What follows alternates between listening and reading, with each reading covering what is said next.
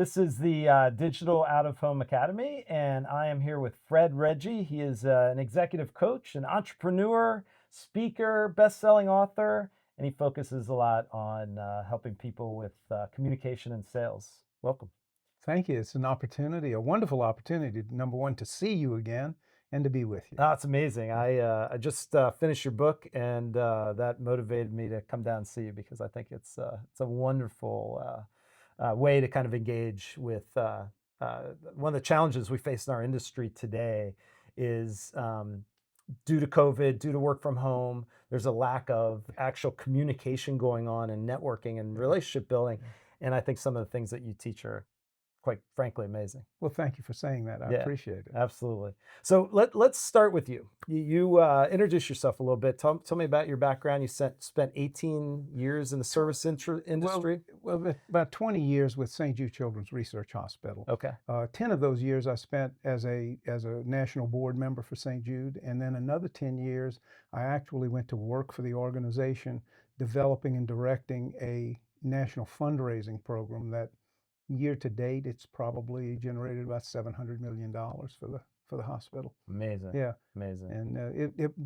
that's the most. I've done a lot of things in my life, but that by far is the most meaningful work that I've done. And what I like to tell people is the work that I did with St. Jude always put me in touch with the best side of people. Yeah.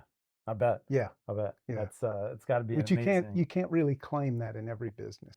You are spending your time now as a executive coach, Yes. and a variety of other things. Tell me what's taking up your time right now? What really takes up my time is working with leadership teams on service culture development within the organization. Mhm. I do some sales training and also presentation skills.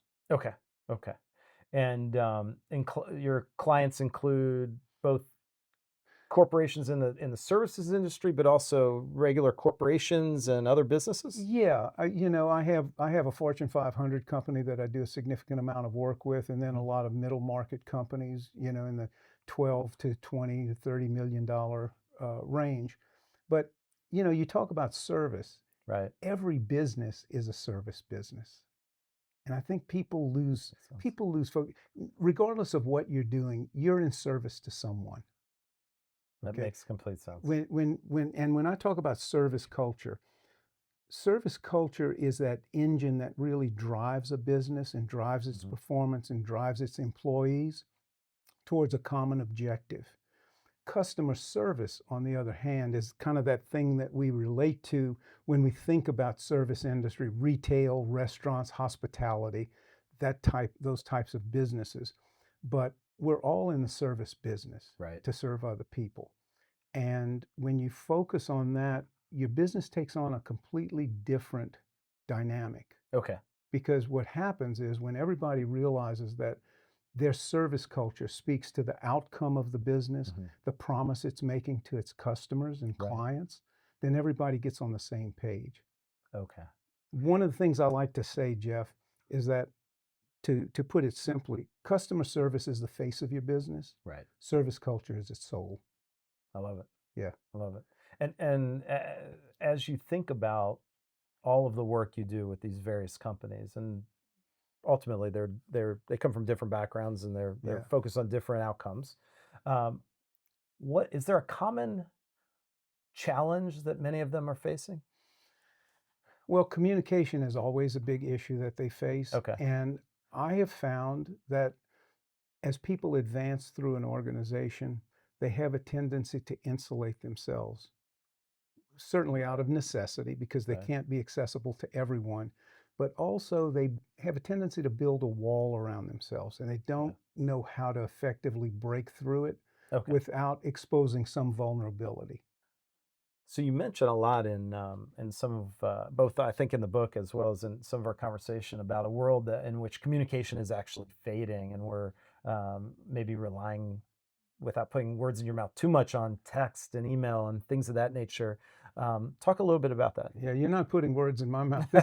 These are words that come out of everybody's mouth that you speak with today, Yeah. because people are frustrated with the fact that people are insulated and they're in this cocoon communication mode where they're stuck to technology and they don't want to put it down. And I say they don't want to. Mhm. They're it's not a forethought to where they put it down and engage in a face-to-face conversation. Okay. In my book, I talk about how I kind of blame Henry Ford for that because I because read that part Henry Ford made automobiles mass produced and available to so many people. right, And prior to that, people would sit on their stoops and their front porches and they talked to neighbors that were walking by and right, people next door. The automobile comes along and people start whisking themselves away and they don't even wave. right, Radio, television brings people from outside, inside, huddled around the radio, huddled around the television, and then everyone gets a TV in their room, and then you start getting iPads and iPhones and technology. Everybody has their own communication satellite. So for 100 years, we've been heading in a direction that Yeah. continues to foster less and less communication. Yeah, and sadly, it's getting worse. Yeah, It's get people becoming more and more doom scrolling, where they just get locked in. The algorithms know what you like, and they just feed it to you over and over and over, and you can idle your time away. And the most meaningful experiences that you can have is when you open up and have a conversation with someone. right, right. I think that you talk about this world of this communication fading, and if you think about what is happening, is there a solution for this? Yeah, I mean, I think that, well, the solution is one person at a time. Okay, I don't think there's a I don't think there's an earth-shattering mass marketing situation that's going to turn it okay, around because people get more and more ingrained and entrenched in telecommunication and right, scrolling their iPhones and their iPads and just tuning the world out. We were talking about audiobooks. People will sit in their house and listen to an yeah, audiobook and it encapsulates you. it And does. and it has its place. It has its place, but we have to stop and realize that when we engage other people, it gives them and us something. They feel seen, valued, and heard. Okay, And that's something that's lacking. yeah, And when you have a good conversation with someone, unlike just a dopamine hit that you get if you're scrolling the internet, social media, oxytocin, dopamine, serotonin, those mhm, are all chemicals that are released when you have a good conversation. right, When you have a good conversation with someone, you walk away and you almost feel refreshed, mhm, right? yeah, And it's an uplifting feel. But I think there are a lot of people that don't connect those dots and associate that good feeling with the fact that they just had a great conversation and there's a chemical reaction. okay, okay. So can I make an argument that in a world where communication is continuing to degrade Hmm. and salespeople have an opportunity right now because if they can over-index on communication, they actually will gain an upper hand in selling. Yeah, absolutely. Yeah, Because I like to call it the 10-foot Waldo effect. Okay. explain that. You know the Where's Waldo, Yeah, yeah, where you have to find him. And well, if you are willing to engage as a salesperson, right. if you're willing to engage with a customer or prospect, okay, that begins to elevate your presence in the mind's eye of that person. Okay, Okay. So it sets you apart from everybody else in the crowd. amazing. Yeah, and if you You think become memorable. right, You're a standout. and I know a number of people that would suggest it's a younger generation is having more challenges because they literally have grown up with smartphones and almost being sequestered from real conversation. Absolutely. But do you see this as a challenge across the population? Yes, I think it is because I mean you have people who are my age Right. who are obsessed with scrolling with social media. Yeah. They get into that cocoon and they don't engage. How many times do you go out to a restaurant and you'll see a couple sitting there having dinner Yeah. and both of them are on their phones, maybe texting one another. I don't I don't I, know. I fall into that too. I was out with my wife and two of my kids not long ago, and I just looked up from my smartphone because I had a work text that was important while I was out with the family, and every single person at the table was buried in their smartphone, and there was zero conversation going on. Yeah.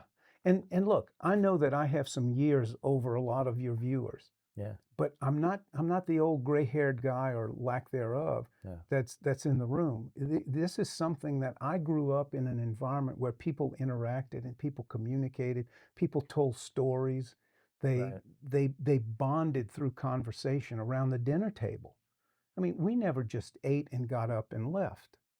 We sat down and we ate and we had conversation afterwards. Okay. And it makes us who we are. Okay. Yeah. And I think the more you can draw from other people and their experiences and your curiosity to Mhm. delve in and to inquire and to ask those questions and Right. probe them and let them probe you, it just it Yeah. expands your world. And let's jump into to your book, because you have actually created a pretty simple solution for this. And when I read your book, I was coming to Louisiana anyway, as you know, to Lafayette. Yeah. But and you and I haven't really engaged in 10 years, give or take. And when I had a chance to read that, I called you immediately and said we need to do an interview, because I feel like your solution is so simple. In first place, it's an easy read. Secondly, it's so simple to implement from anyone, from a kid at home with their family to a star salesperson out there in the world. So talk a little bit about it. I think we have a copy of your book. Not We've that got we're a couple. selling, We've got a couple we're not of them. selling books on my program, Yeah. but the book is titled "Tell Me." Yeah. Simple title. How to initiate and nurture meaningful conversations with anyone, anywhere, anytime, by Fred Reggie. Well, if you allow me, let me take you to the beginning Tell of me how about how this came about. Love it. Okay. Tell me. Very good. You're a quick study.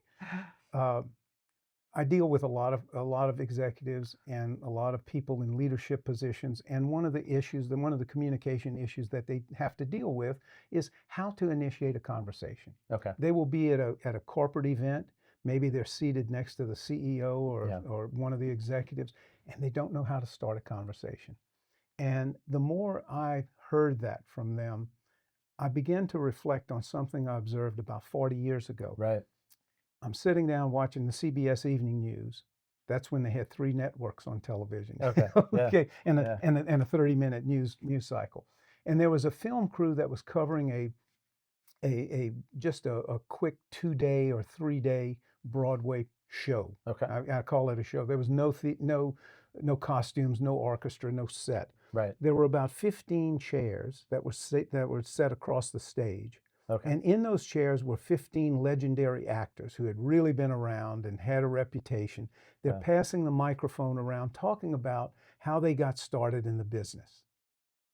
What was their, one was in a kindergarten play, or one had a relative who was in broadcasting. Okay. Everybody had a story.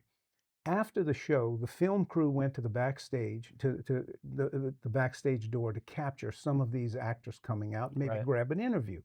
Well, just to the left of the camera view, there were 3 older women waiting to catch a glimpse of their favorite actor. Okay.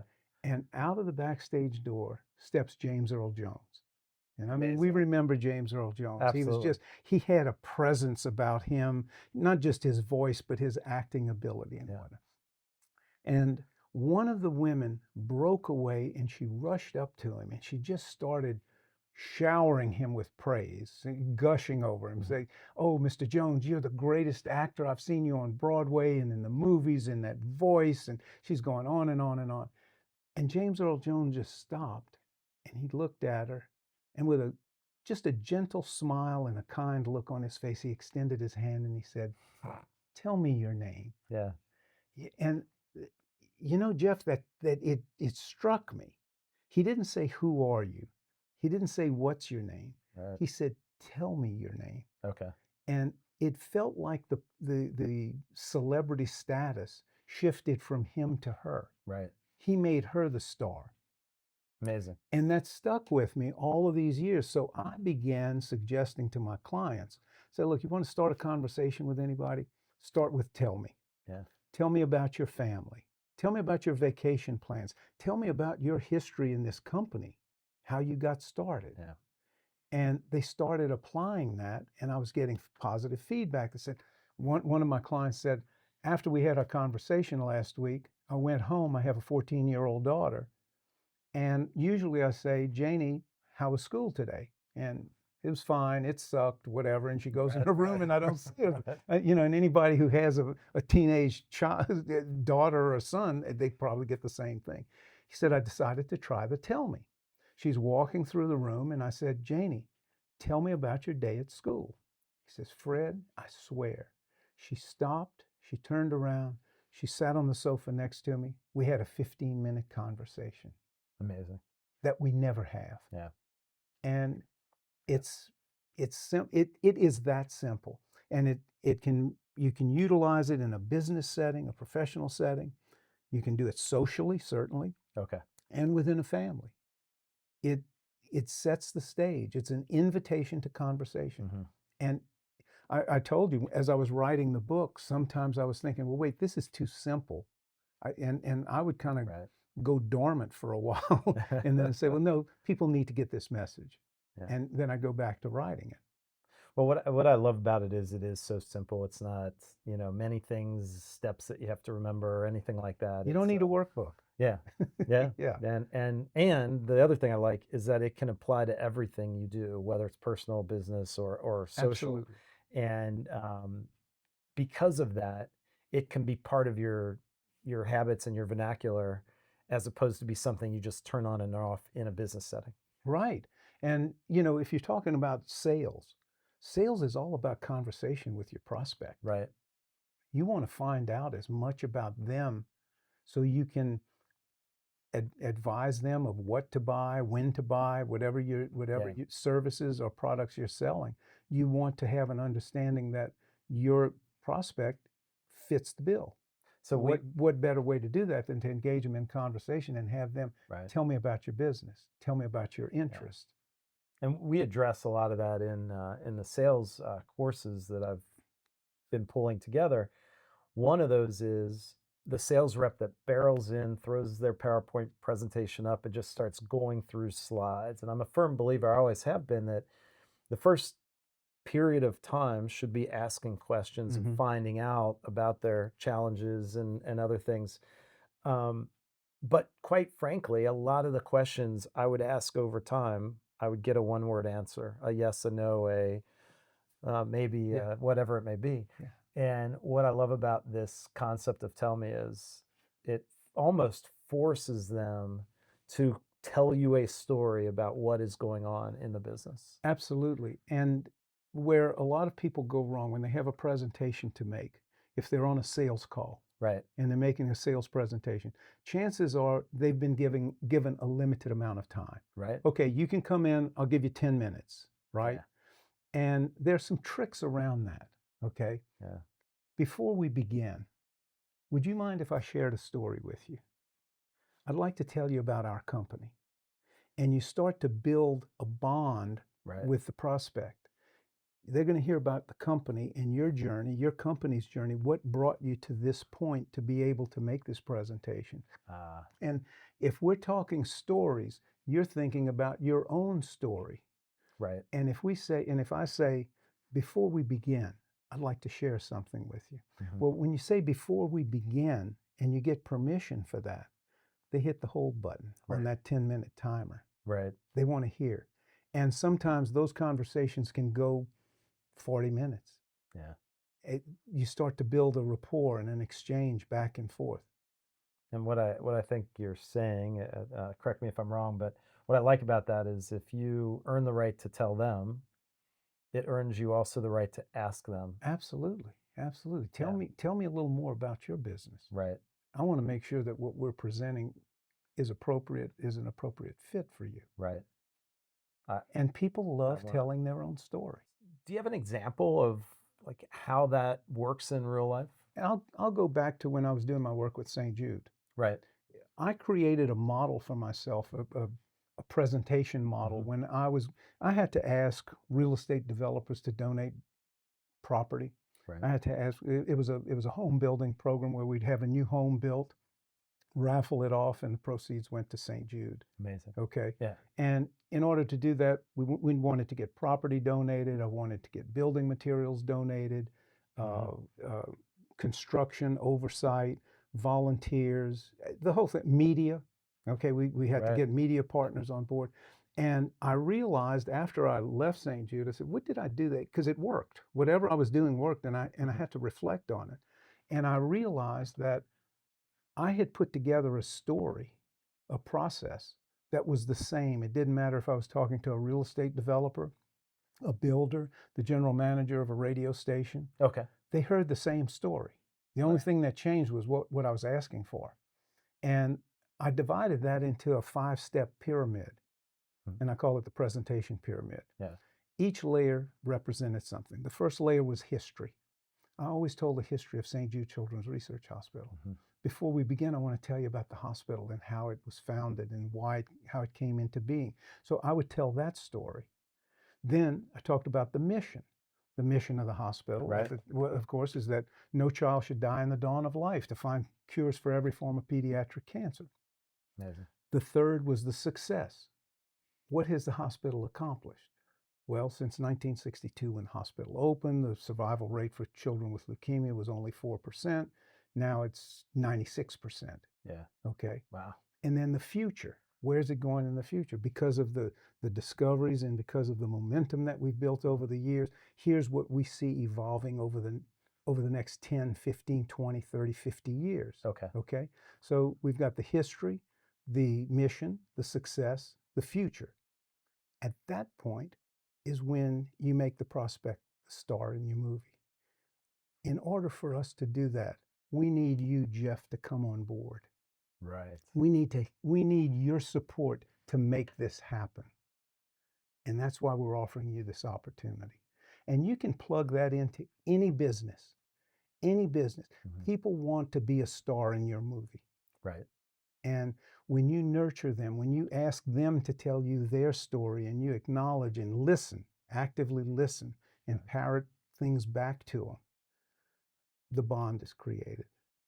And I see the direct connection because even though it was under the auspices of a services business, Yeah. fundraising of sorts, um, it's very much selling, right? It was total So self. there's almost Absolutely. nothing that you've said that can't be immediately applied to a different type of sale, Right. right? You're talking about your history. People want to know they're doing business with credible people. Right. Number one. Okay. This is our company. Our company was founded in, 1968. All right. Or our company was founded in 1940. And the founders set this out. This was going to be the mission. Here's what we've done to fulfill that mission. We've served people like you throughout this time, and we've continued to grow and evolve and develop our business to where we are as close to perfect as we can be right now in the services that we offer. Mhm. Where we're going in the future, we continue to develop and evolve. 5 years from now, 3 years from now, we'll even be better than we are right now because our application of technology or Right. whatever, we want you to be part of that growth. We can't grow in that direction and provide the services that we have without having you as a customer. Okay. Okay.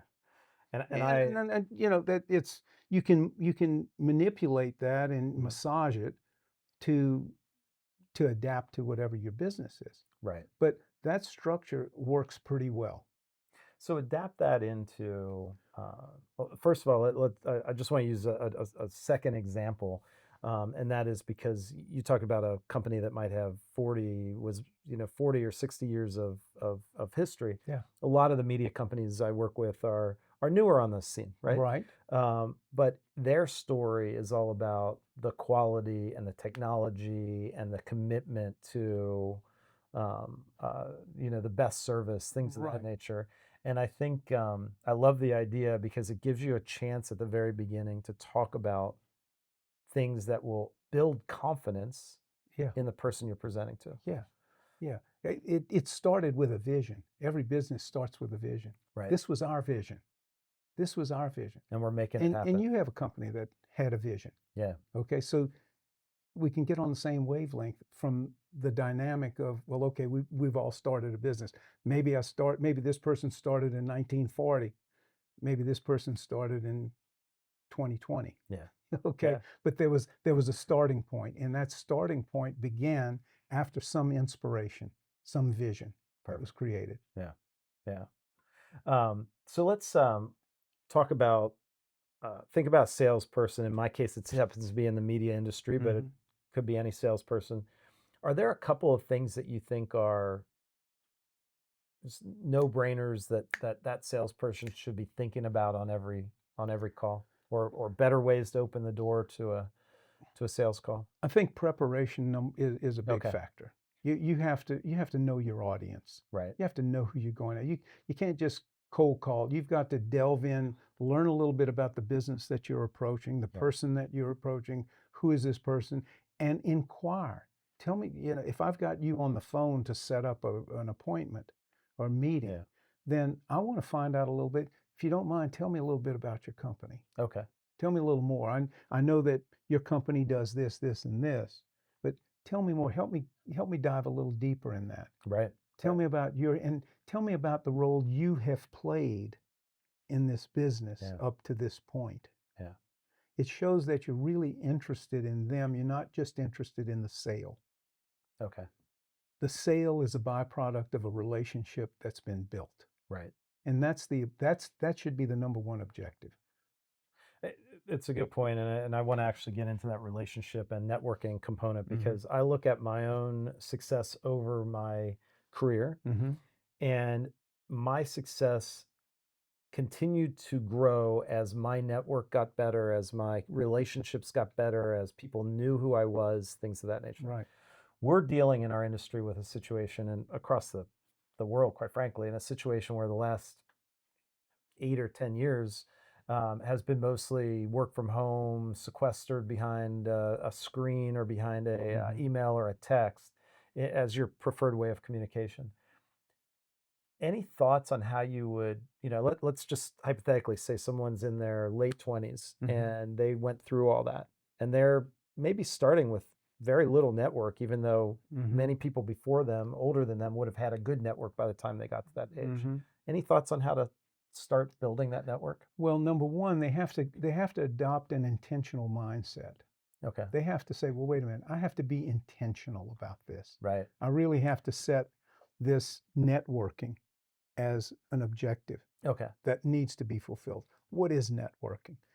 I hope you don't think it's going to some event and handing out, everybody plays business cards, right? Yeah. Yeah. Because, every real estate agent's there, Yeah. Yeah. every insurance person is there. But, how do you build your network? And the Okay. way you build your network one person at a time. You and I both know some people who are pretty good Yeah. networkers, right? Absolutely. And if you want to do an effective networking, create your own event. And when I say the event, it might be just be a gathering at the local wine bar, Right. okay, where you invite a select few of people Okay. that you know that maybe you've been engaged with, invite them in for just a social gathering, and ask them, why don't you bring someone with you who might be interested in what we do? Right. And don't even plan to make a sales pitch. Just invite them in, match people up, let Love people it. talk to one another.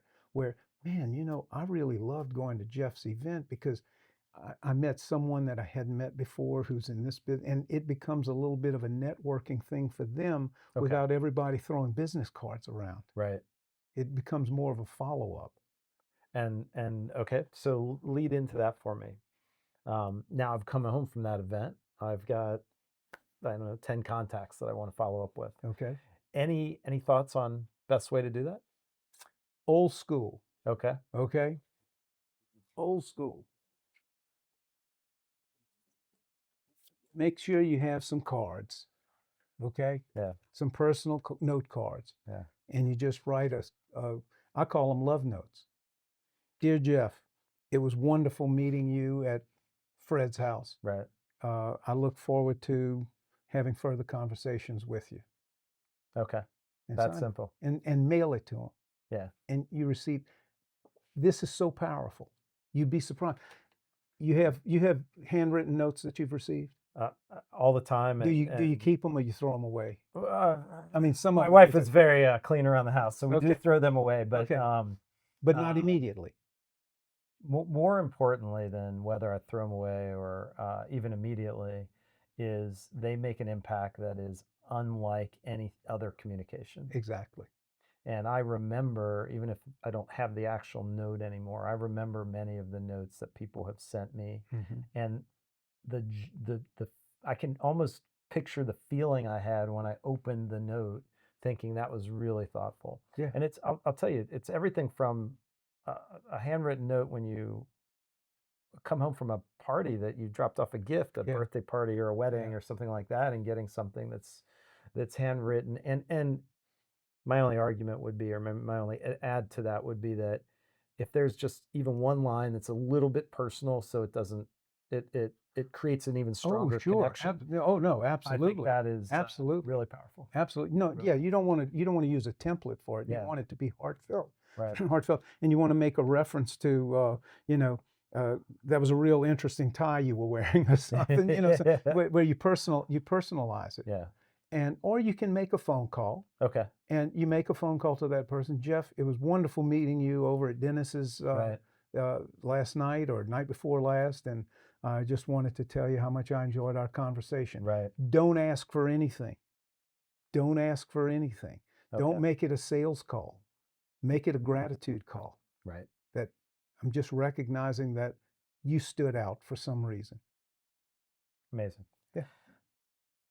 Shift your thought a little bit to the nuance of a presentation Mm-hmm. as opposed to a conversation. Okay. And maybe it's a room of a few people. In the media industry, we do presentations all the time to the agency and planners and buyers.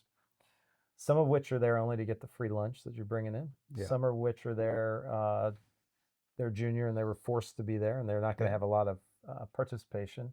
But you always have a few key, really important people in the room that you want to connect with. Any thoughts on either how to apply this or anything different you would do in a presentation? In a presentation, I think I don't like lecturing in a presentation. Okay. I think you have to engage, whether it's 2 people or 20 people, you have to be engaging and interactive. Yeah. And I think you have to go in prepared to call on someone to provide some information. You can get a read on people who are receptive to being called upon. Right. You know, Jeff, you've been in this business for a long time. Tell me what you've seen evolve over the last couple of years from a media standpoint. Yeah. And you get, again, Jeff feels valued in that meeting. He doesn't feel like he's just a placeholder sitting there listening to a presentation, Right. or someone who's making a presentation and basically saying what's on the slides that everybody's seeing. Okay. That's the worst thing. Slides, and I can't emphasize that enough, that when you make a presentation, and I certainly don't mean to diminish anyone who's viewing this, because Yeah. maybe they're doing it all right, but I've been in too many presentations where I have seen someone just stand there and flip through slides and read what's on the screen, Right. and there's no contribution. Well, you could have handed all of those slides out. Yeah. So slides should reinforce what your messaging is. Okay. And you make a reference to something that you call strategic storytelling. Yeah. So I think that maybe that applies to what you're saying as you're giving your presentation, talking about. Yeah, well, and people love stories. What we talked about, talking about the history. Yeah. People love stories. Okay. They do. I mean, from the time we're kids, right? Yeah. Daddy, tell me a story. I mean, you've got Right. kids, right? How many times did they say, Dad, tell me a story? Not when they enough go to at bed, this right? point. I wish I'd do it more, but Yeah, but I mean, we It's a special love to hear stories, Yeah. and some people aren't really comfortable telling stories. But Okay. I tell them, I say, find a story that you can connect to, Right. that's relevant. Okay, I call it SPA. Tell a story that makes a point and calls people to action. Hmm. And it's something that's relevant. It's something that's memorable, and something that's repeatable. Yeah. Okay, you want to be memorable and repeatable. One of the stories, when we talk about the service industry, one of the stories that I tell is about my father. My father was a Lebanese immigrant, came to this country in 1920 at 5 years old, couldn't speak a word of English. Right. In 1933, height of the Depression, He's 18 years old. He opens a service station in Crowley, Louisiana, small town, about 6,000 people at the Yeah. time. And he actually had letterhead printed for his service station. He had a single pump Shell service station in Yeah. Crowley, and he had letterhead, Reggie's service station. A number of years ago, when he and my mother were courting, Yeah. for those of you who don't know what courting is, that was the swipe right and the swipe left of the day. Okay. he, he and my mother were courting, and she would go to Shreveport, Louisiana in the summer to visit a relative, and she'd spend maybe Yeah. a month there. They would write back and forth to one another. Well, I found some of the letters that my dad had written on his letterhead Okay. at his and I could just picture him in this service station, and when they had those little box offices, and it was probably a slow day, and he wrote her note, and they were nice. He kind of updated her on what was going on in Crowley and put a little sweet sign off. Mhm. And it wasn't until I read about 3 or 4 of those letters, Jeff, that I realized there was a tagline underneath Reggie's service station. And the tagline was, "We serve to serve again." I love it because We serve to serve every again. salesperson should We take serve that to heart. Yeah. He was not in the transaction business. He Yeah. was in the relationship building business. He wanted you not to come just for gas, but if you needed tires, if you needed a tune-up, Right. if you needed radiator work, or a grease job, or whatever it was Yeah. at the time. Okay, we serve to serve, and as you can see, I've adopted that as my company motto. Yeah. Yeah. And in fact, I even have it on Have it my, on your on card. my, I saw it on the my, card, and on my note cards. So it's even stronger with the story behind it. and you see, and that's the power of storytelling. Right. That's something you're going to remember about me when you say, "Well, is Fred committed to service?" Well, yeah, he is, because he told me this great story about his dad, and, Yeah. Yeah. and how this is, almost 100 years later, Right. is resonating. Right. So I think you have to find the stories that are relatable Okay. inside of you. Their stories everybody can tell. You just have to stop and think about it. It could be an experience you had when you were a kid, could have been in high school, it could have been in college, it could have been in your first job. Okay. Some experience that your prospect can relate to. You've got some great things on the walls, and this boat in the background Yep. actually is part of that story, right? It is part of that story. This is the SS La Touraine, Okay. and this is the ship that brought my grandparents and my dad to this country when they came from Lebanon in 1920. Wow. And they weren't in the balcony suites. They were in steerage at the, at the bottom. In the middle of July, my grandmother was 8 months pregnant for her second child. Wow. At the time when they arrived at Ellis Island. Okay. Yeah. So and I actually have somewhere here, I have a copy of the manifest from that ship Okay. that lists them as passengers. Right. And one of the questions that was asked was, there was a column that says, "If in possession of less than $50, indicate the amount." And my grandfather had $18 in his pocket when he came to this country. Wow. And I don't know how he cobbled all of that and wound up coming down to Louisiana, but they did it. Yeah. That's a great story. Yeah. Good story. Yeah. So, any final thoughts for a salesperson trying to up their game? Take a look at yourself Okay. and identify where your strengths lie. Believe in your abilities. Take a look. Look, imposter syndrome is a big thing. Yeah. Okay. People have a tendency to feel like they're not worthy or not accomplished enough to approach, Right. especially a big number client. Okay, when you're approaching people and asking them to spend more money than you make in 5 years, Yeah. okay, it's kind of like, oh man, Yeah. So embrace a prosperity mentality when it comes to that, Okay. and be confident, be intentional, put yourself out there, and every time you put yourself out there, whatever that experience is, record it. Record how you felt at the end of that conversation or at the end of that presentation, be it bad, good, or indifferent. What did you learn from that? Okay. How are you going to carry that forward and be better? How are you going to be as good as you were? What were the components? You have to do a little self-analysis, self-examination.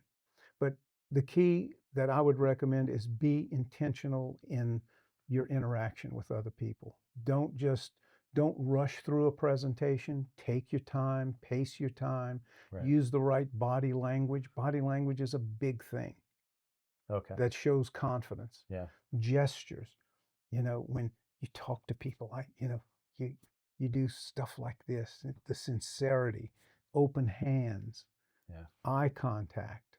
If you're standing up making a presentation, don't fidget, Yeah. but have movement that's relative to what you're presenting. Okay. Okay. Okay. When I give presentations, if I have a large enough space, if I want to talk about something that happened in the past, Mm-hmm. I will take a few steps back. I create a timeline in my space. Okay. I'll step back and say, back in 1990, I was doing this.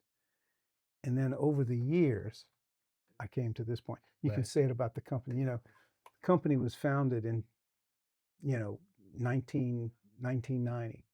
And over the years, we've evolved and grown into this.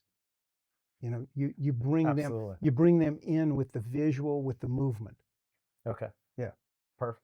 I mean, and maybe you won't plug it, but I'm going to plug my book. That was gonna be my last thing. If I'm definitely gonna plug it because I found this to be, and I'm not saying this because I'm here, the best sales book I've read, because it is so simple and easy to apply. Thank you for that. I really do. No, I appreciate that. So how do people get it if they want the book? They can go to Amazon. Okay. And just go into books and Tell Me by Fred Reggie. There are a lot of Tell Me books out there that start with Tell Me, Fred Reggie, and it'll come up. You can order from Amazon and get it in a couple of days. Perfect. Yeah. Thank you. Thank you. Oh, thank you, Jeff. Appreciate it. Pleasure.